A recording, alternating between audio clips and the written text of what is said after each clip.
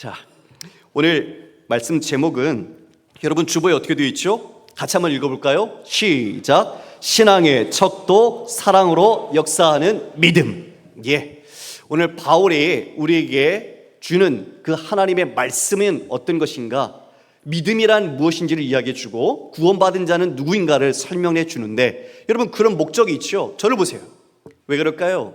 믿음과 구원, 하나님의 은혜로 주셨는데 이걸 행위로 바꾸는 사람들이 있는 거예요. 지금도 여전히 이 세상은 똑같은 모습들이 보입니다. 하나님께서 예수 그리스도를 통해 십자가에서 그리고 그 부활 생명으로 우리에게 은혜를 주셨는데, 그 은혜로 믿음 그리고 우리의 신앙의 여정을 가는 게 아니라 세상이 갖고 있는 자신을 근본으로 하는 행위와 열심과 의지로 자신을 나타내고 자신의 의를 드러내고 자신의 영광을 추구하는 모습이 이 교회 안에도 세속주의 모습처럼 들어와 있다는 것이죠.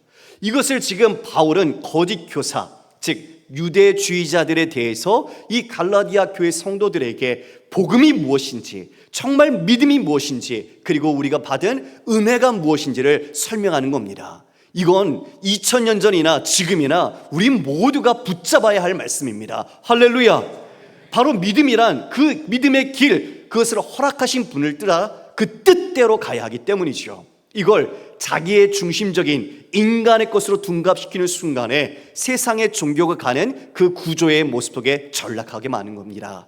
자, 오늘 1절 말씀에 이렇게 시작을 합니다. 우리 함께 읽어볼까요? 시작. 그리스도께서 우리를 자유롭게 하려고 자유를 주셨으니 그러므로 굳건하게 서서 다시는 종의 멍에를 매지 말라. 그리스도께서 자유를 주시려고 우리를 자유케 하셨다. 자유를 주셨다. 자, 여러분 이걸 딱 듣는 순간 이런 생각이 듭니다. 우리 모든 인간은 난 자유하게 살았는데, 나는 내가 하고 싶은 대로 하고 내가 생각한 대로 뭔가를 원하면 나는 해왔는데, 우리는 그렇게 스스로가 이미 자유가 있다고 생각을 하죠. 근데 지금 예수님께서 우리를 자유케 하시려고 자유를 주셨답니다. 그러면 이 자유는 무엇일까요? 이 자유는 어떤 자유를 말하는 걸까요? 하나님께서는 우리에게 자유의지를 주셨습니다. 그런데 아담과 하와가 범죄했죠. 하나님과 같이 되고자 하는 하나님께 주셨던 그 명령, 말씀을 어겼습니다. 그래서 죄가 들어오게 됐죠. 근데 그 죄가 들어오는 순간 여러분, 우리 모든 인간은 죄 아래 갇혔습니다. 죄 아래 갇혀서 죄에 종속된 자로, 죄의 노예로 살 수밖에 없었죠. 죄가 이루는 삭시 무엇인가 보니까 열매가 사망입니다. 죄와 사망 안에서 우리 모두가 갇혀 있던 거죠. 그런데 이걸 보지 못합니다. 믿음의 눈이 없는 사람들은. 여전히 이 세상의 넌 크리스찬들은 자신들의 의지와 자신들은 자유롭게 산다고 생각을 하죠. 그러나 그 모든 의지는 선을 행할 의지를 잃었습니다. 여기서 선이란 도덕적 윤리적 선이 아니라 하나님을 향하여 하나님께서 형상으로 지음받은 인간으로서 온전한 삶을 살지 못한다는 것이죠. 거기에 실패한 겁니다.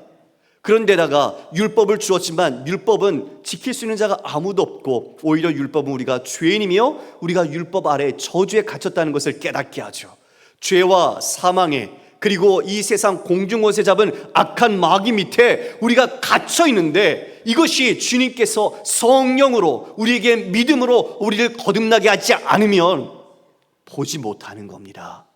그래서 여전히 지금도 많은 사람들은 자유하다 생각하지만 실제적으로 그 삶은 하나님께서 우리를 창조하신 형상에서 벗어났고, 그 자유는 하나님의 선을 행하지 못하는 자유, 그 자유 속에 죄에 갇혀 있더라는 것이죠. 이것을 예수님께서 우리의 모든 죄짐을 지시고 대속의 십자가로 치르셨습니다. 그리고 그 모든 사망 권세를 부활 생명으로 이기셔서 깨트리셨습니다. 우리가 그 은혜 안에서 이제 생명과 자유와 진정한 평안을 누리게 되는 것입니다. 할렐루야.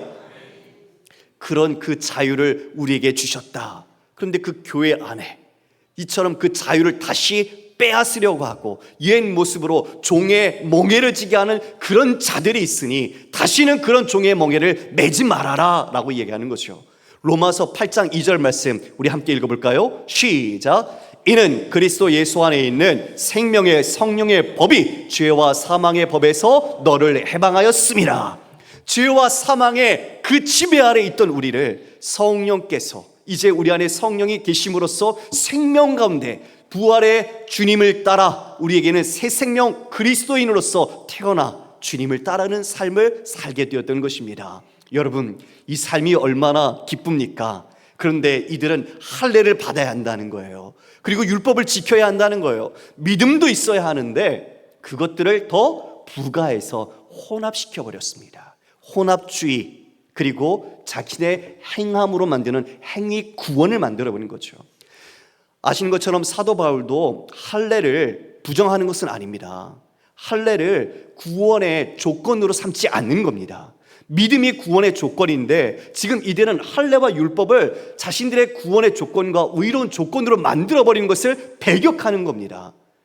아시는 것처럼 디모데에게는 할례를 받게 했습니다. 전도를 하기 위해서죠. 할례를 하는 것 안 하는 것이 중요한 게 아니었습니다. 다만 이들이 그 할례를 받아야만 구원의 완성, 마치 구원의 완전한 조건에 이르는 것처럼 말하는 것을 지금 바울은 아니라고 강력하게 이야기하는 거죠. 여러분, 우리가 다음 주에 성례식 합니다. 학습 세례를 하게 되죠. 세례를 받으면 그것은 참 기쁘고 영광스러운 일입니다. 우리 모든 회중 앞에 내가 예수 그리스도를 구주로 믿는다는 고백으로, 또 우리 모두는 증인으로서 서로가 함께 그 믿음의 축하를 해주는 자리, 그리고 예수 그리스도 생명 안에서 정말 자신이 태어나는 자리, 너무나 귀한 자리 아닙니까? 그런데 여러분, 세례를 받으면 자동적으로 구원 백성이 됩니까?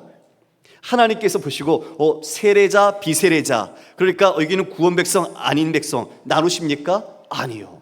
세례를 받았어도 세례의 의미가 예수 그리스도와 함께 죽고 예수 그리스도와 함께 살아난다는 걸 모르면, 여러분, 세례 안 받았어도 하나님 말씀대로 열심히 살려고 노력하고 하나님을 사랑하는 사람이 오히려 더 그리스도인 아닙니까? 5분만 아멘 하셨어요. 제가 반응을 잘해달라고 부탁을 드리는데 다시 한번 말하겠습니다. 여러분, 비록 지식이 온전하지 않아도, 아직 내 자신이 믿음이 온전하지 않다고 하더라도 예수님을 온전히 사랑하고 그 말씀을 붙잡고 살아내면서 순종하는 자가 진정한 그리스도인 아니겠습니까?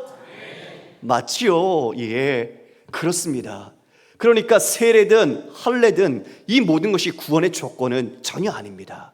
외적인 조건이 내게 많이 있어서, 쉽게 말하면 나는 봉사도 열심히 하고 예배도 꼬박꼬박 드리고 헌금도 잘하고 나는 또 여러 가지 섬김도 하고, 그것들이 우리의 외적 조건으로 구원을 보증하는 것이 아니라는 것이죠. 여러분, 그건 감사해서 하는 겁니다. 은혜를 알아서 하는 겁니다. 하나님을 사랑하기에, 하나님이 내게 얼마나 큰 사랑을 주셨는지 그 은혜를 알기에 우리가 그 섬김과 사랑으로 흘러가는 것이죠. 여러분, 그래서 우리는 살아가는 힘이 바로 믿음이며 하나님의 사랑이고 은혜입니다. 이것을 모르는 순간 종교인이 되는 거죠.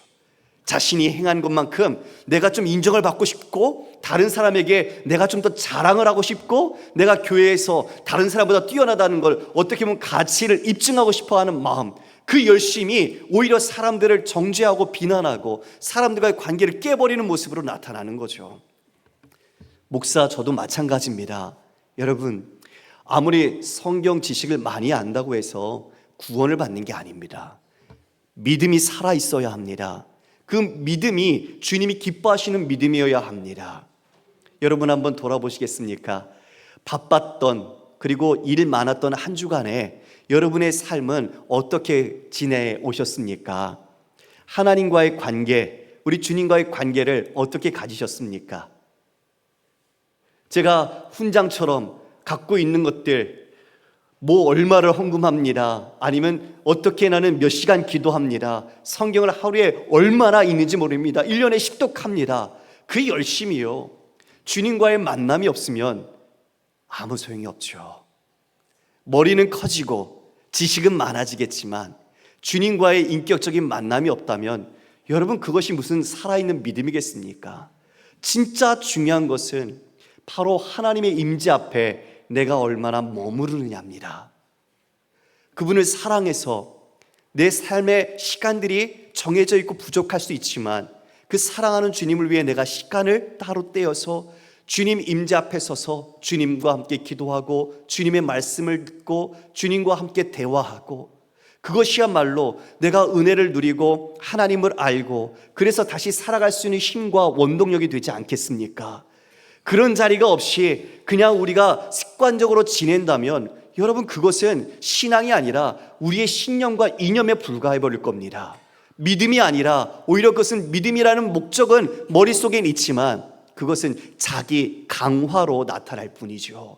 단지 예배를 드려서 내 마음이 위로를 받고 평안을 누리는 것. 그러나 진짜 하나님과의 관계적 평안, 주님과의 가족으로서 아버지와 아들과 딸로서 누리는 평안이 없는데, 여러분, 내가 무언가를 드렸으니 이제 난 좀 괜찮을 거야, 내가 11조를 드리니까 내 삶에 축복이 있을 거야. 여러분, 이건 신앙이 아닙니다.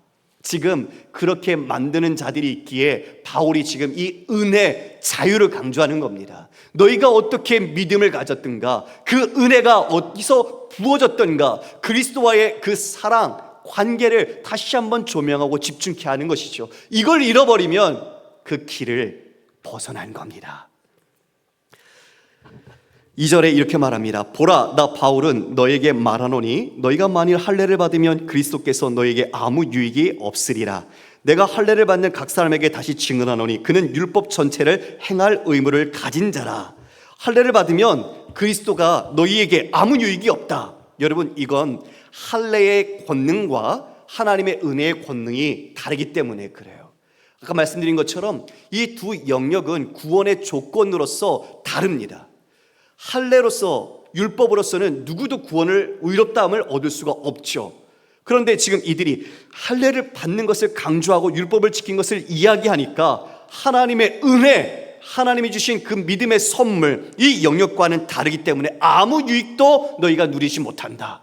예수님이 바로 우리 대신에 십자가 지신 그 은혜, 구속의 은혜, 그리고 부활하여 생명하여 잠자는 자의 첫 열매가 되신 부활 소망의 은혜, 그리고 승천하셔서 하늘 보좌 우편에 지금도 우리를 위해 중보하고 계시는 그 놀라운 구속의 은혜, 이 은혜들이 있는데 이 은혜를 싸그리 다 거부하고 믿음을 거부하고 내가 행위로 할례 받고 내가 율법을 지켜서 의롭고 구원을 얻겠다고 하는 이 모든 시도들, 이것들은 그리스도와 상관이 없다, 유익을 얻지 못한다, 분명히 말하는 거죠. 그는 오히려 율법 전체를 다시 지켜야 합니다. 율법으로 돌아간 자는 613개의 그 율법의 계명을 지켜야 한다는 것이죠. 야고보서 2장 10절 말씀입니다. 누구든지 온 율법을 지키다가 그 하나를 범하면 모두 범한 자가 되나니. 그러니 여러분, 율법을 지킬 수 있는 완전한 사람이 있습니까? 없습니다. 아무도 없습니다. 오직 예수 그리스도만이 이 율법의 완전한 순종을 이루셔서 그 의를 우리에게 전가해 주셨습니다. 할렐루야. 의롭다함으로 그 율법을 기초로 하는 자들, 그들은 이제 율법에 오히려 빚진 자가 되고 말았죠. 바로 그래서 바울은 더 강력하게 이야기합니다. 우리 4절 함께 읽어보겠습니다. 시작. 율법 안에서 의롭다함을 얻으려 하는 너희는 그리스도에게서 끊어지고 은혜에서 떨어진 자로다. 율법 안에서 의롭다함을 얻고 그렇게 자신을 기초로 구원을 이루려는 그들은 바로 그리스도에게서 끊어지고 은혜에서 떨어진 자다. 아주 심각한, 무서운 말씀을 하고 있죠. 여러분, 여기서 은혜에서 떨어지고 그리스도에게서 끊어졌다, 구원을 잃어버렸다, 저 지옥 간다, 이런 표현으로 강력하게 어쩌면 그 의미를 담아서 전했겠죠. 그러나 실제적으로 원하는 건 무엇입니까? 돌아오라는 거예요. 왜요? 10절을 보면 나는 너희가 아무 다른 마음을 품지 아니할 줄을 주 안에서 확신한다고 말하고 있습니다. 이게 바울의 속마음이죠. 바울이 원하는 것은 그들이 지금 있는 그 혼란과 어지러움 속에서 다시 하나님, 우리 주 예수 그리스도께로 믿음, 복음을 가지고 돌아오기를 바라는 겁니다. 그래야 그들이 이 구원에서 하나님의 은혜를 계속 누릴 수 있기 때문이죠. 그러나 이 다른 이들이 이와 같이 너희를 미혹하니 이 강력한 이 율법주의, 유대주의에 대한 영적인 위험성을 경고하는 겁니다. 은혜에서 떨어지고 그리스도에게서 끊어진 자라. 여러분, 깨달으라고 말하는 거죠. 자식이요, 자꾸 번나가는 거예요.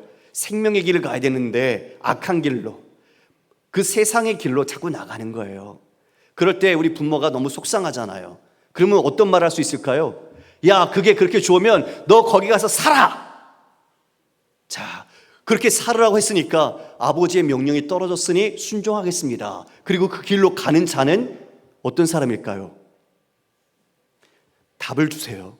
똑똑한 사람, 2번 어리석은 사람.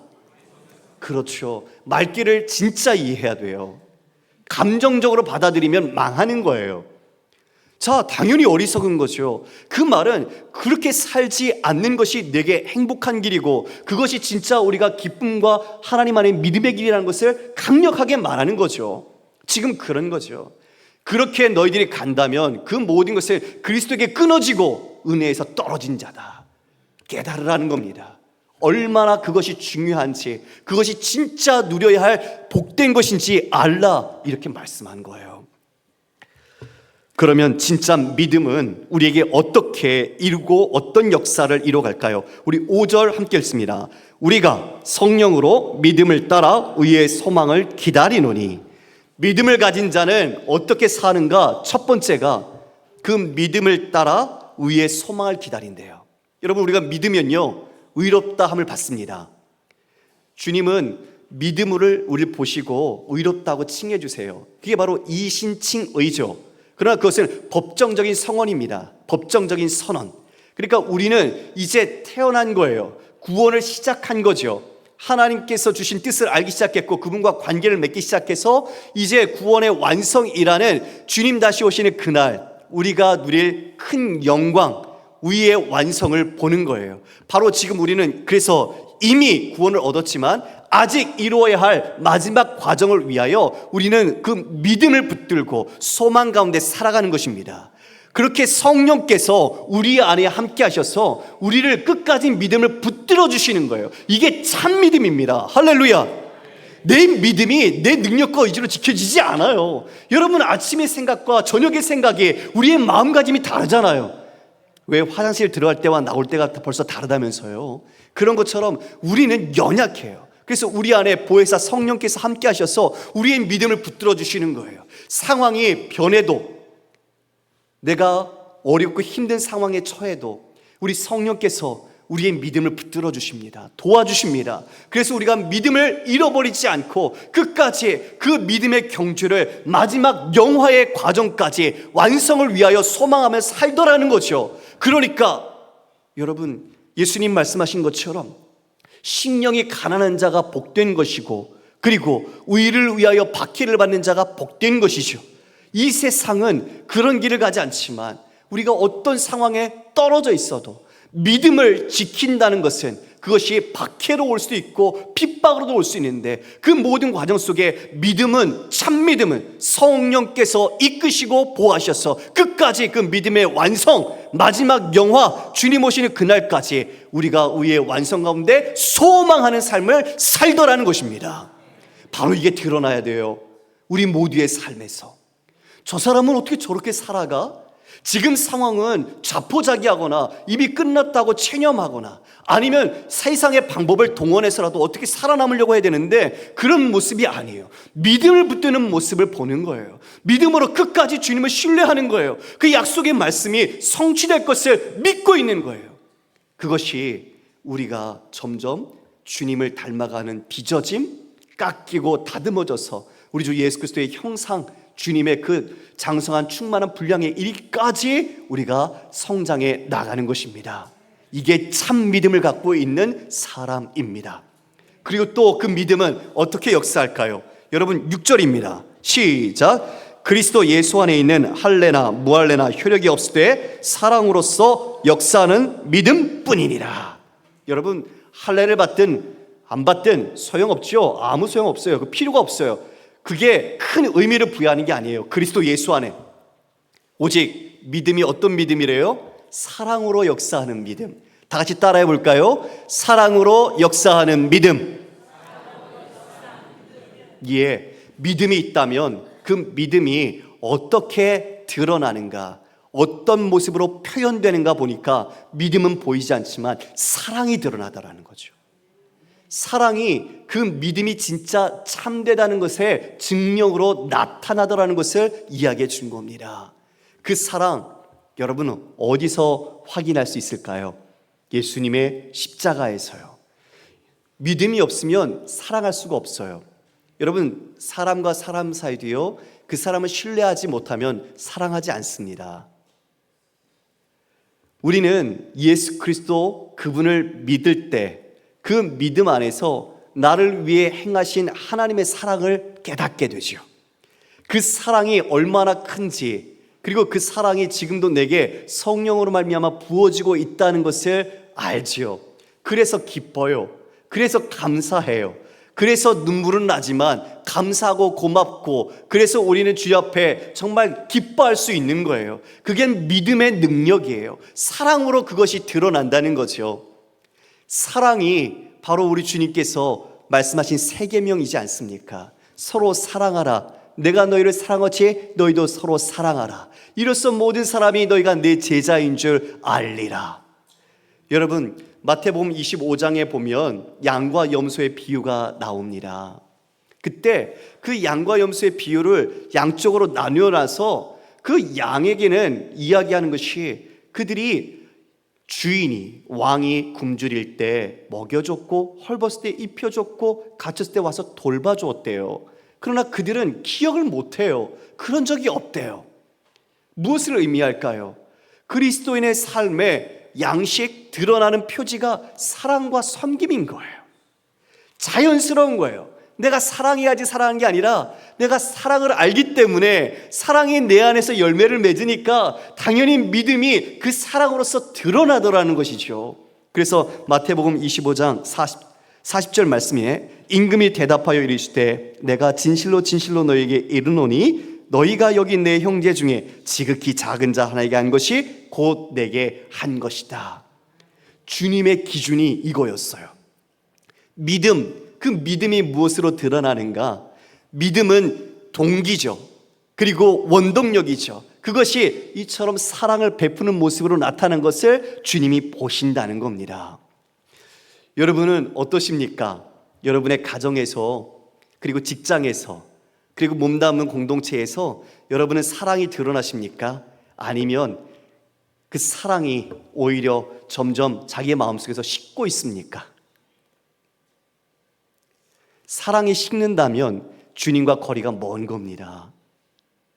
은혜 안에서 있어야 하는데 은혜를 누리지 못하기 때문에 그 사랑이 식어가는 겁니다. 사람도 그 사람의 관계가 깊어질수록 사랑이 깊어집니다. 그래서 주님의 은혜를 우리가 깊이 경험할수록 주님을 향한 사랑도 깊어집니다. 그리고 진짜 자유해집니다. 진리 안에서 너희가 자유할 것이라는 말씀처럼 우리는 그 사랑 안에서 이제 다른 사람을 향해 주님의 사랑을 흘러보내고 우리가 그 사랑의 통로가 되어서 그 사랑을 증거하는 사람으로 살아가게 되는 거죠. 그래서 바울은 고린도전서 13장에 이와 같이 기록하고 있습니다. 13장 2절 3절 말씀 우리 함께 읽겠습니다. 내가 예언하는 능력이 있어 모든 비밀과 모든 지식을 알고 또 산을 옮길 만한 모든 믿음이 있을지라도 사랑이 없으면 내가 아무것도 아니요 내가 내게 있는 모든 것으로 구제하고 또 내 몸을 불살에게 내줄지라도 사랑이 없으면 내게 아무 유익이 없느니라. 여러분, 정말 지금 읽은 구절에 모든 비밀과 지식을 알고 그리고 내게 있는 것으로 모든 것을 구제하고 또 믿음의 능력이 있어서 산을 옮길 정도가 된대요. 그리고 심지어는 내 자신조차 순교의 제물로 불, 화형에 내줄지라도 사랑이 없으면 아무 유익이 없답니다. 여러분, 그러면 이건 어떤 믿음이에요? 이건 과연 어떤 능력이에요? 사랑이 없으면 nothing, 아무 소용이 없는 어리석은 부질한 짓이라고 얘기하는데, 그럼 이 정도의 열심과 이 정도의 섬김과 행위는 무엇일까요? 과연 자기 사랑이죠. 예배당에 출석을 할 수 있지만 교사로서 우리가 여러 가지 또 직분을 맡아서 섬길 수 있지만, 그래서 열심을 내고 정말 다른 사람에게 모범이 될 수 있죠. 와, 저분은 정말 대단한 분이야. 저분 같은 분은 정말 믿음이 아주 훌륭해. 우리도 저런 열심을 가져야 하는데, 이렇게 말할 수 있겠죠. 그런데요, 그게 하나님을 사랑하는, 하나님의 은혜를 의지하여 하는 열심이 아니라 자기 열심일 수 있다는 거예요. 얼마든지 내가 내 사랑과 내 열심으로 이 삶을 살아갈 수 있다는 걸, 이 모습을 고발하고 있는 겁니다. 성도 여러분, 우리 자신을 이 말씀 앞에 적용했으면 좋겠어요. 나는 매번 예배를 드리고 말씀을 많이 듣고 또 섬기는데 나는 내 삶에 사랑이 정말 내 믿음 안에서 풍성히 흘러가고 있는가? 아니면 다른 사람을 향해서 자꾸 정죄하고 비난하거나 내 자신을 높이려고 하는 그런 마음이 커지고 있지 않은가? 우리가 한번 돌아봐야 할 것 같습니다. 주님이 주신 은혜 그리고 그 자유함은 우리가 다른 사람을 평가하는 자유가 아니라 우리가 사랑으로 종로로 타는 자유입니다. 아멘. 여러분 너무 깊이 묵상하시는 것 같아요. 그렇죠? 예, 사랑, 바로 주님의 사랑이 참 믿음을 가진 자를 통해서 드러나죠. 그래서 그 사랑이 우리 모두를 살립니다. 성도 여러분, 한 가지 더 간절하게 드리고 싶은 것은 우리 성도님들이 매 주일 출석을 하면서 서로 얼굴을 봐요. 서로 인사도 나눕니다. 그런데 정말 서로를 사랑하는 것은 어디까지 하실 수 있을까요? 여러분들이 정말 그리스도 안에서 서로 사랑하는 관계로서 자유하고 기쁨을 누리고 정말 주 안에 하나가 되기를 원합니다. 그 사람이 내게 무언가를 실수하거나 잘못할 수 있을 때에도 참 믿음은 그 사람을 사랑하는 것으로 나아갑니다. 왜 날 무시해? 내가 이렇게 될 사람인가? 이렇게 이야기하는 순간 그건 행위와 공로로 바뀌어버리는 겁니다. 우리의 믿음, 그 신앙의 생활이 오래되었다면 그만큼 사랑이 풍성하고 사랑의 농이 익어서 우리는 어떤 것들이 우리를 찔러도 사랑으로 나타나는 것이 믿음을 가진 자이겠죠. 그래서 우리가 믿음이란 사랑으로 증명되는 것처럼 우리의 삶에 걸어온 길들을 반추하면서 지금 현재를 진단해야 할 것 같습니다. 그들이 처음에는 잘 달렸습니다. 7절을 보니 너희가 다름질을 잘 하더니 누가 너희를 막아 진리를 순종하지 못하게 하더냐. 그 권면은 너희를 부르신 이에게서 난 것이 아니니라. 적은 누룩이 온덩이에 퍼지느니라. 나는 너희가 아무 다른 마음을 품지 아니할 줄을 주 안에서 확신하노라. 그러나 너희를 요동하게 하는 자는 누구든지 심판을 받으리라. 다름질을 잘했는데 그들을 지금 번나가게 하는, 왜곡되어 자기 행위로 구원을 의롭게 하는 그 악한 자들, 진리를 순종하지 못하게 하는 자들이 누구냐? 그걸 보게 하는 거죠. 그들은 하나님께로부터 부르심받은 자들이 아니다.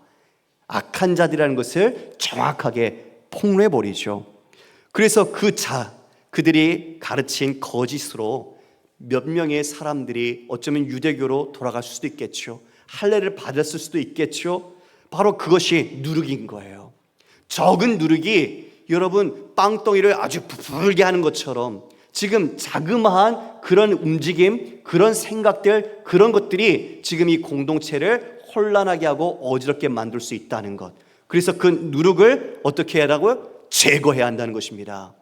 여러분, 출애굽기 12장 15절에 보면 이제 유월절과 무교절을 지킬 때에 유교병을 먹는 자는 이스라엘에서 끊어지리라 말하고 있어요. 무교병을 먹어야 한다고 이야기를 합니다. 이것은 왜일까요? 누룩은요, 바로 죄의 영향력, 인간의 영향력, 인간의 힘을 의지하는 것들이죠.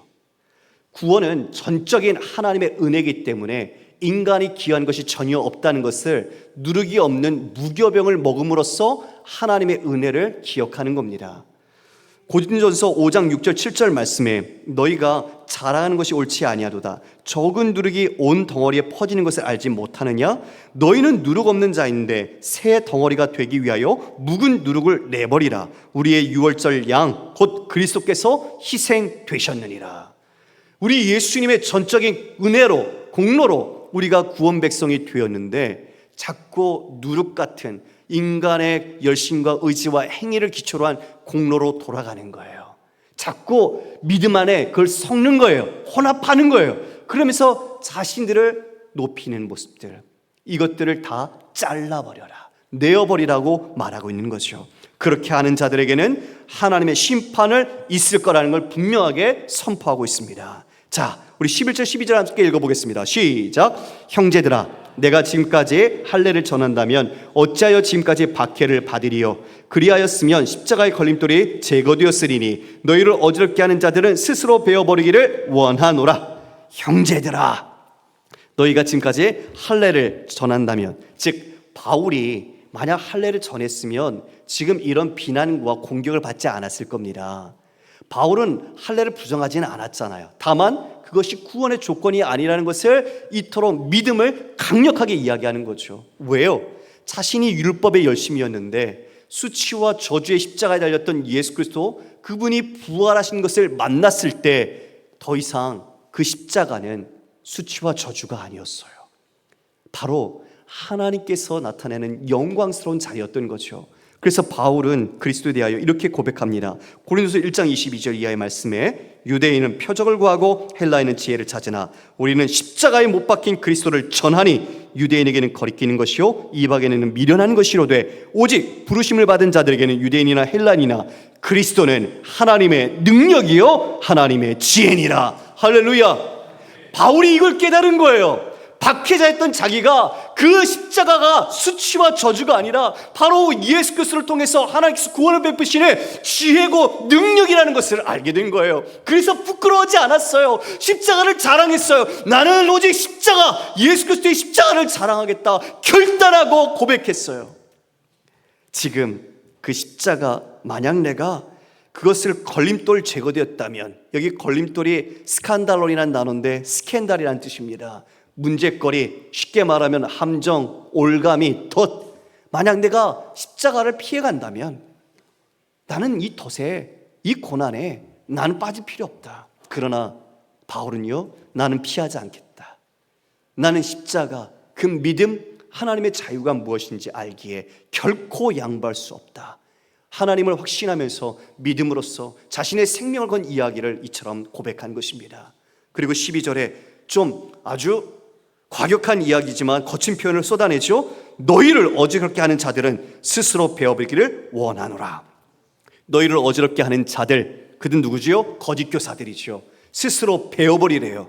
여러분, 이게 이 말을 들은 갈라디아 성도들과 그 지역 사람들은 알고 있습니다. 갈라디아 지역 옆에 프리기아라는 지역이 있는데 거기는 키벨레라는 신을 섬겼습니다. 대지의 어머니의 신, 다산과 생명과 풍요를 상징하는 신인데요, 그 키벨레를 섬기는 사제들이 했던 광적인 헌신이 있어요. 그게 뭐냐? 거세입니다.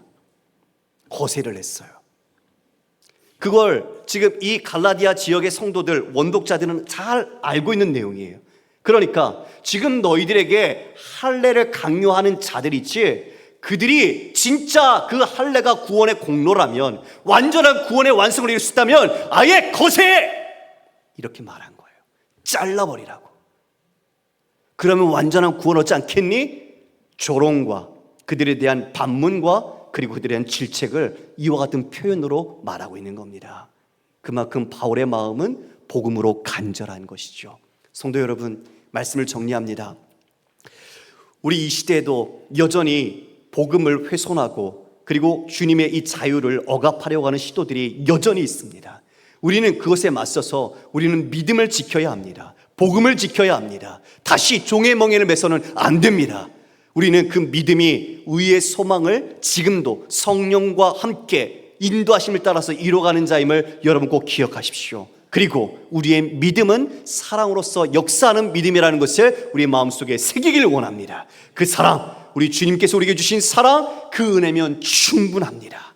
그것이면 우리는 주님께 구원의 백성답게 믿음으로 살아갈 수 있다는 것을 다시 한번 십자가에서 그 복음 안에서 여러분이 붙들고 의의 소망과 여러분 사랑하는 그 모든 이들을 향해 믿음으로써 사랑을 증명하여 하나님의 영광을 돌리는 모든 우리 영천의 성도 되시기를 주님의 이름으로 축원합니다.